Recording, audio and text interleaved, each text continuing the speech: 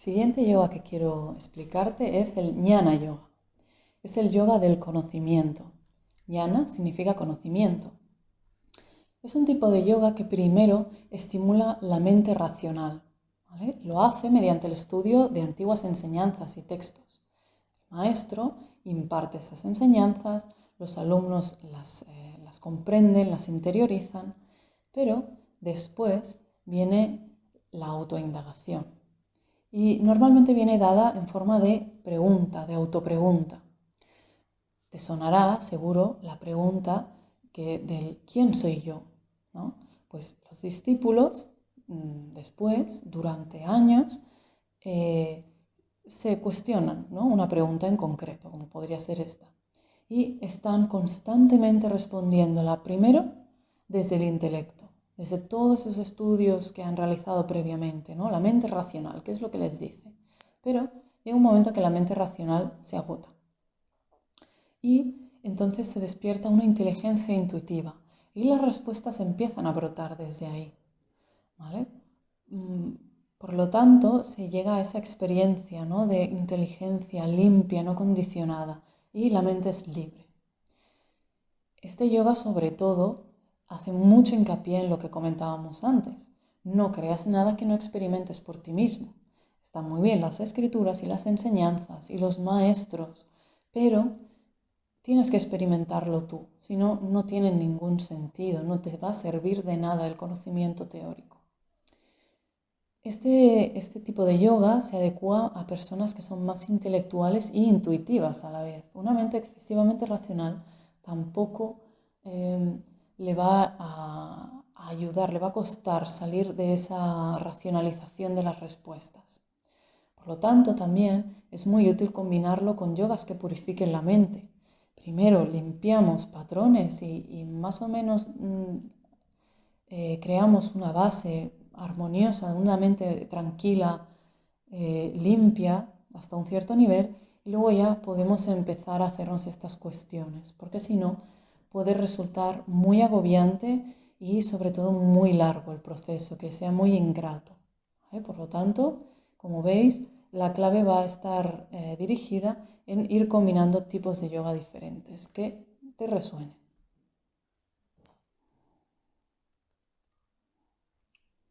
Ahora voy a hablaros de Raja Yoga, que es el yoga mental.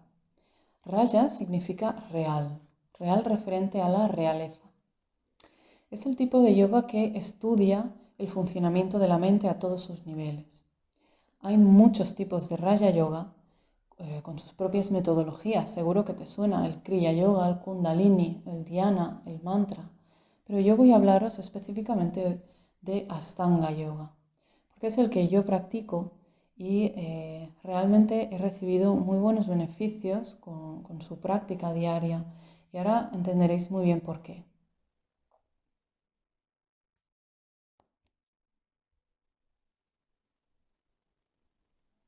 Ashtanga Yoga significa el yoga de los 8 caminos. Asto es 8 y Anga camino. El padre del Ashtanga Yoga es Patanjali, un sabio que vivió sobre 400 a.C., que escribió un libro que se llama los Yoga Sutras. Los Yoga Sutras son una serie de aforismos, ¿sí? Unos enunciados muy escuetos donde habla de enunciados del yoga, ¿sí? Te presenta los conceptos de manera muy clara y completa.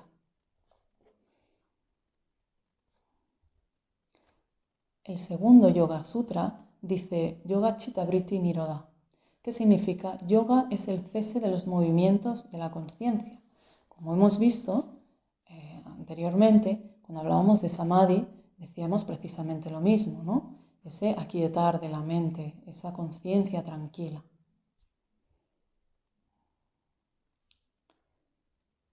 Hablemos ahora de cada una de estas 8 ramas. La primera rama son los yamas, ¿sí? Que son un código de conducta social o reglas morales.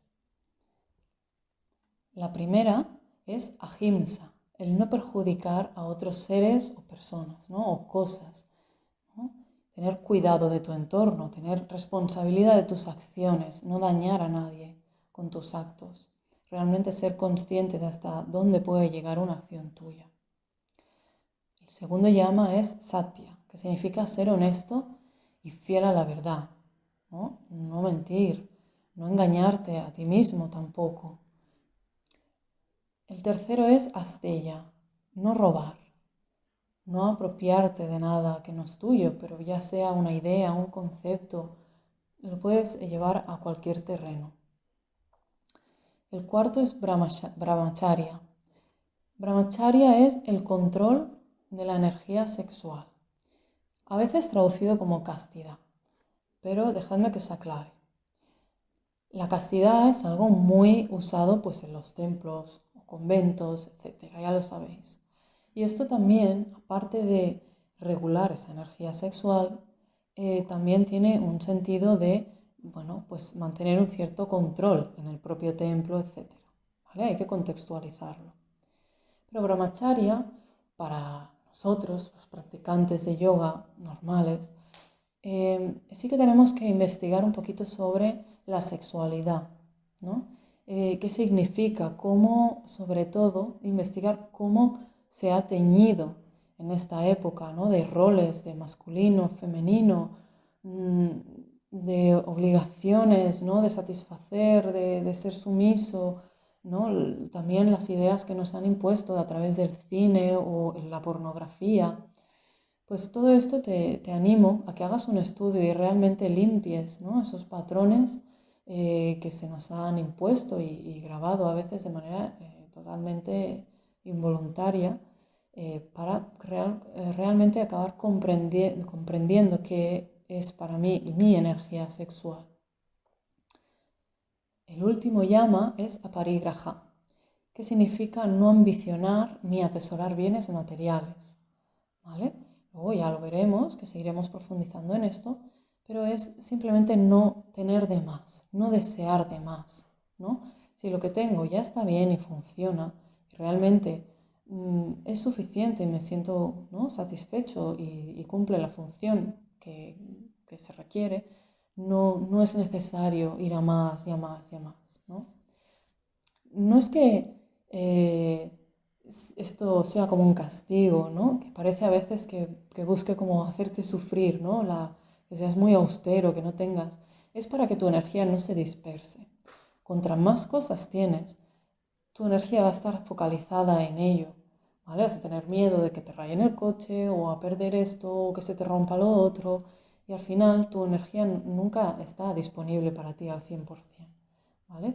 Va un poco hacia esa línea. La siguiente rama son los niyamas, que es un código personal.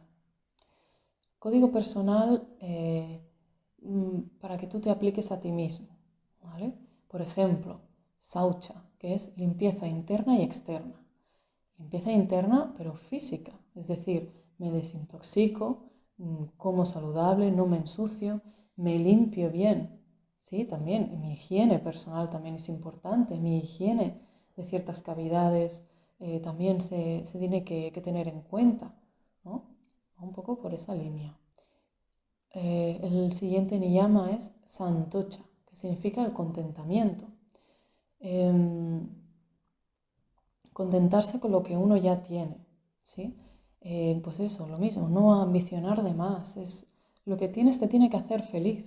No te tienes que centrar en lo que no tienes y sufrir, sino que, bueno, sí, puede ser que necesites algo para desempeñar una función en tu vida y que necesites conseguir, ¿no? Ya sea un aparato o un curso o alguna herramienta o lo que sea. Pero por lo menos conténtate realmente con lo que tienes, que no te distraiga, ¿no? Esa falta de una cosa que no tienes de lo que ya tienes. El siguiente niyama es tapas, la austeridad. Más de lo mismo, ¿no? Tengo que practicar una austeridad, pero ya no solo en lo material, sino también en mi día a día, de voy a hacer las cosas que realmente necesite hacer y sean necesarias que estén hechas, ¿no? Voy a centrarme en mis tareas, ponerme un orden, no perder el tiempo, no ir haciendo cosas sin sentido, ¿no? Si yo, por ejemplo, me pongo esta, mm, esta idea de quiero iniciar mi camino en el yoga, ¿no? Pues voy a ser austero y realmente me voy a poner a ello día a día y hacer lo que realmente me va bien para mí, ¿no? No me voy a distraer, ¿no?, con otras cosas. El siguiente niyama es Svadhyaya. Significa el estudio de uno mismo, ¿sí? El estudio de la mente, cómo funciona, cómo saltan esos patrones, esos condicionamientos, cómo reacciono, cuánto espacio tengo, ¿no? Si enseguida me altero, no me altero, lo puedo lograr ver y tomar distancia y realmente tener capacidad de decisión de cómo reaccionar, o realmente si soy muy reactivo, etc. Todo esto ya lo iremos viendo y esto es un estudio del día a día muy importante, casi que es la parte más importante del yoga, ¿vale? Y a veces es la que más se deja de lado. Entonces, ya veremos cómo hacerlo correctamente. El siguiente niyama es Isvara Pranidhana. Isvara Pranidhana es la entrega a lo divino, te entregas a la voluntad divina, ¿no? Muy poético dicho, pero lo que viene a ser es que pase lo que pase, tú te mantienes en tu centro. Todo va a llegar como una experiencia que te va a hacer crecer. Si tú eliges que sea una experiencia que te va a hacer sentir peor, te va a hundir, te va a perjudicar, pues ahí te vas. Pero si tú eliges crecer con ello y te entregas a lo que venga, pues vas a tener muchas oportunidades de observar este comportamiento de la mente, ¿vale? Que de otra manera vas a perder esta oportunidad.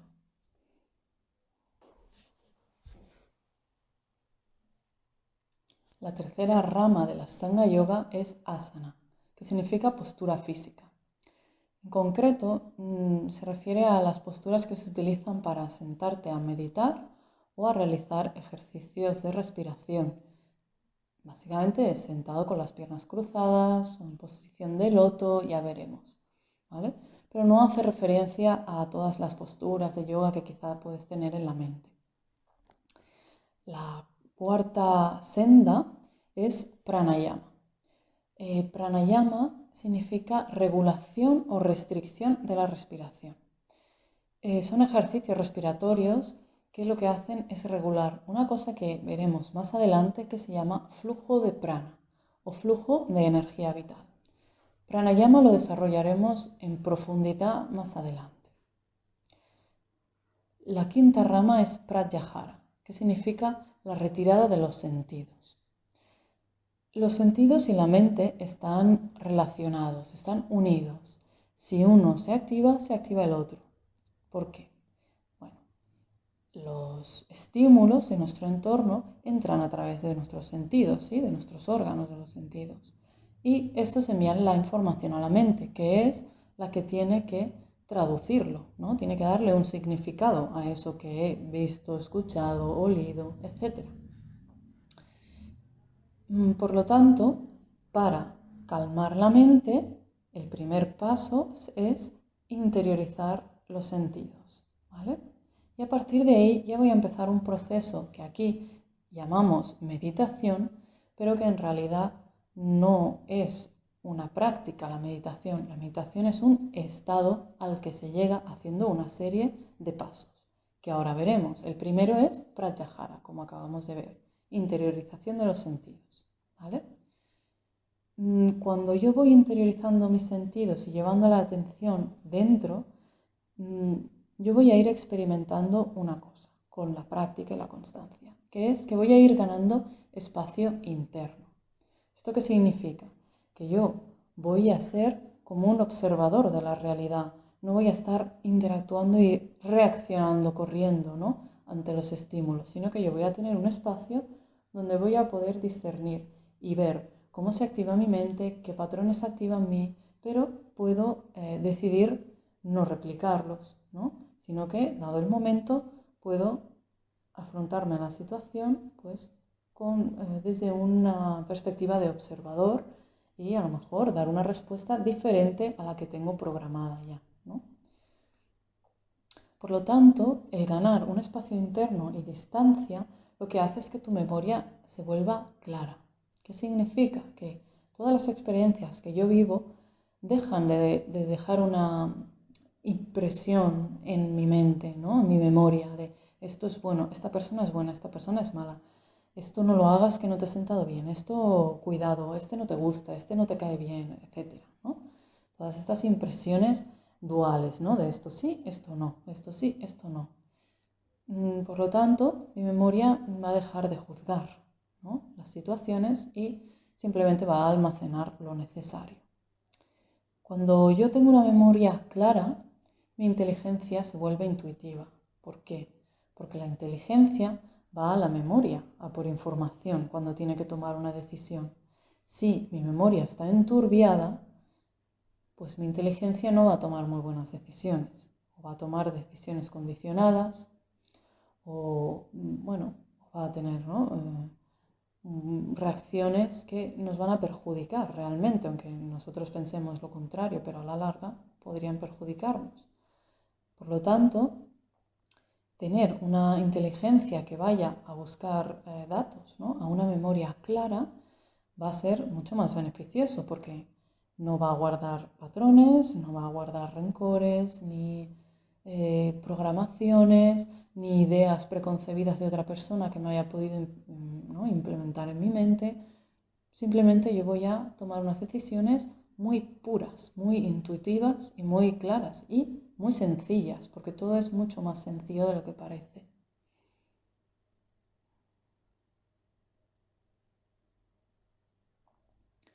Parece fácil todo esto, ¿sí?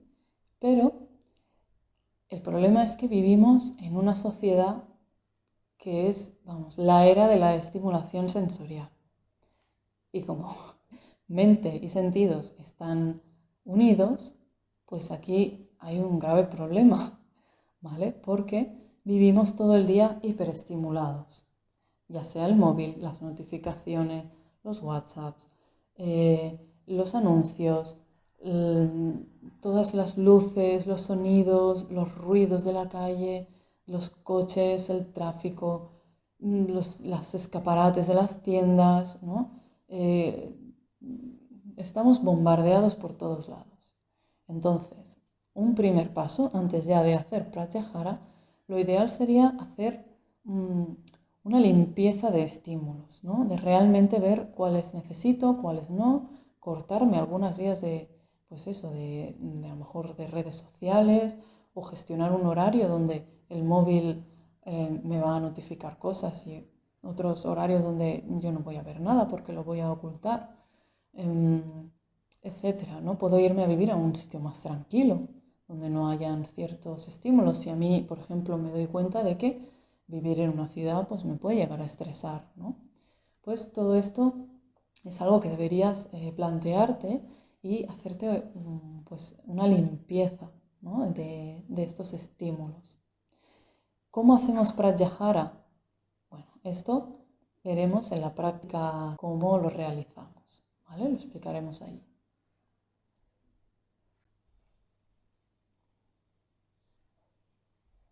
La siguiente rama de la Ashtanga Yoga es Dharana. Dharana significa concentración. Y es el siguiente paso de pratyahara. Cuando yo tengo toda mi atención disponible para mí, porque yo he interiorizado los sentidos, la mente está quieta y está completamente disponible para mí, le doy un objeto de atención o un objeto de concentración, ¿no? Y esto es la práctica de Dharana. Este objeto puede ir desde lo que tú quieras que te resuene, una deidad, una imagen, una zona del cuerpo, por ejemplo, las narinas de la nariz, el esternón que sube y baja con la respiración, el entrecejo, un mantra, ¿no?, un sonido místico como el Om, por ejemplo, que todos podemos conocer, un chakra, ¿no?, que es un centro psíquico energético, de los cuales ya hablaremos más adelante. Una visualización de un paisaje, de la luna, del universo, lo que a ti te resuene tiene que ser, ¿vale? Porque tienes que conectar con ese objeto. Entonces, repito, Venimos de Pratyahara, interiorizando los sentidos, tengo la mente completamente aquietada, disponible para mí. Empezamos con Dharana, le doy un objeto de concentración y estoy completamente con mi atención centrada en ese objeto. Entonces, ¿qué ocurre? Que cuando yo estoy mucho tiempo focalizada en ese objeto, ocurre la siguiente rama de la Ashtanga, que es Dhyana, el estado meditativo, ¿sí? O de contemplación, ¿vale? Entonces, como vemos, no es sentarse a meditar. Uno se sienta a hacer pratyahara, dharana, y el estado meditativo brota a veces sí y a veces no, pero de manera natural brota. No lo tengo que ir a buscar, no lo tengo que forzar, no tengo que esperar que se repita un estado anterior que yo haya experimentado, me haya gustado mucho la experiencia y ahora la quiero volver a buscar incesantemente pero no lo consigo. No. Yo tengo que simplemente ponerme a concentrarme en un objeto y ya está, ahí acaba mi labor. Luego todo lo que surja después brotará o no, ¿vale? Depende mucho del estado como esté, del contexto, ¿vale? De mi estado físico y también, no solo el mental, ¿vale? Con lo cual no hay que buscar ni forzar nada. Es natural que a veces no brote el estado meditativo, eso ha de quedar claro. Y la octava rama del Ashtanga es Samadhi. Samadhi es ese estado de unión, ese despertar de la conciencia, superconsciencia, como lo queráis llamar, que brota espontáneamente cuando el estado de meditación o dhyana se prolonga en el tiempo suficientemente, ¿vale? Todo esto os hablo de que no es 5 minutos y ya está, sino que estamos prolongando estados durante mucho tiempo para que el siguiente entre en juego, ¿no? O haga acto de presencia. También os he de decir que las personas realmente que han dedicado toda su vida a esto y han entrado en Samadhi, hablan de que Samadhi son otros estados, es como una escalera de caracol donde entras en estados de conciencia elevada que tiene cada vez como un escalón más, ¿no? Por lo tanto, es muy complejo y simplemente lo abordamos desde la sencillez, ¿no? Que es lo que yo puedo hacer, que es sentarme, interiorizar los sentidos y a concentrarme en un objeto de mi elección. Y más allá de ahí, no intento hacer elucubraciones de qué puede pasar, que no, lo estoy haciendo bien, lo estoy haciendo mal, no brota nada. Ahí no debo entrar porque es dispersar mi energía y nunca voy a poder entrar en un estado meditativo si yo tengo esto detrás, ¿no? De trasfondo, mientras estoy concentrándome, ¿no? Esta radio encendida, ¿vale? Por lo tanto, con una mente completamente inocente y limpia, de sentarte a concentrar y punto. Con esto finalizamos las 8 ramas de la Ashtanga Yoga. Ahora vamos a hablar del último yoga, de estas sendas primigenias que te he hablado anteriormente, del último, que es Hatha Yoga. El Hatha Yoga es el yoga del equilibrio de las energías. Hatha Yoga es un yoga físico. Tiene diferentes significados. Hatha significa en sánscrito por la fuerza o violento. Que bueno, si uno ha ido por primera vez a una clase de yoga, a veces puede entender perfectamente por qué se le puede llamar así. También tiene otros significados más dulces, que por ejemplo, ha significa destructor y ta, ruido fuerte. Significa destruir el ruido fuerte. Ruido fuerte como referencia a la mente, ¿no? A esa radio encendida constantemente y que va a conseguir pararla. Este yoga, ¿vale? Es el que está más extendido en Occidente, ¿no? Puede ser el que tengas más visto y puedas entender mejor. Pero está extendido para bien y para mal. Para bien porque es un yoga que comulga muy bien con la mente occidental, porque somos muy movidos, ¿no? Estamos completamente, pues lo que te comentaba, ¿no? Hay muchos estímulos, vamos muy acelerados, nuestro ritmo de vida es muy acelerado y un yoga que, por ejemplo, puede tener pues, una secuencia de posturas exigentes, que nos agote físicamente y luego ya nos prepare la mente para a lo mejor ya sentarte a hacer una meditación, etcétera, o hacer ejercicios de respiración donde ya uno requiere que esté más calmado, pues ayuda. Pero también, comento para mal, porque a veces llega a comercializar demasiado donde se puede perder la esencia de lo que pretende el yoga y queda a lo mejor pues un remanente de, bueno, de ejercicio físico para la espalda, que también está bien, pero si quieres practicar un yoga más tradicional, pues tienes que tenerlo en cuenta también. Como te decía, el Hatha Yoga es el yoga del equilibrio de las fuerzas, ¿no? Busca equilibrar y purificar cuerpo físico, cuerpo energético y también la mente, ¿vale? Lo va a hacer a través de varios mecanismos, ¿vale?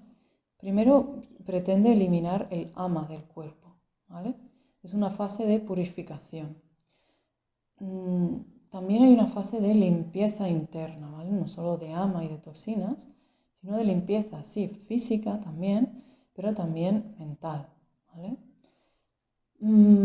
Este yoga también te va a dar fuerza, te va a dar equilibrio y te va a mejorar la elasticidad.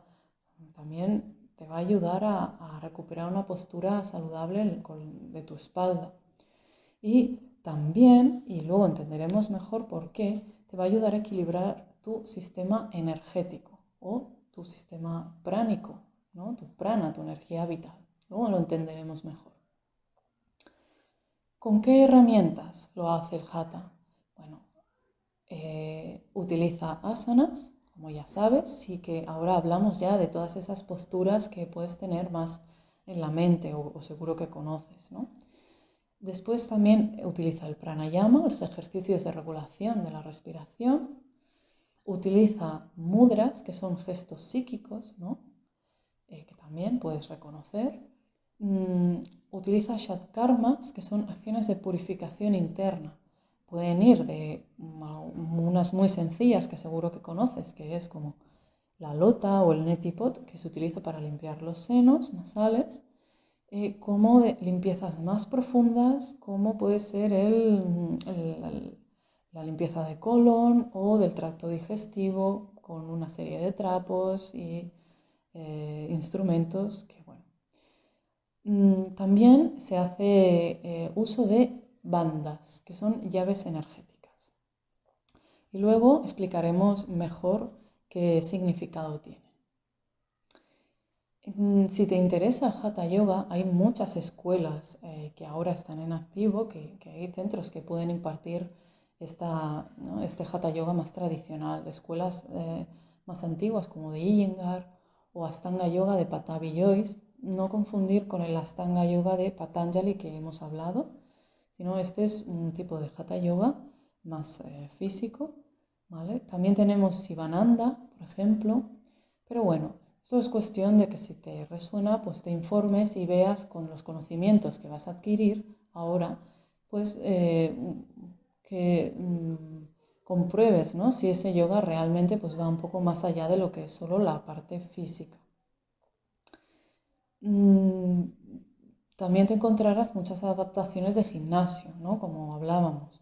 Pues entonces, asegúrate de que realmente te estés apuntando a lo que tú deseas, ¿no? Pregunta, puedes hablar con el profesor y tú mismo con tus conocimientos puedes discernir si realmente te interesa o no te interesa apuntarte a ese tipo de escuela o de clase.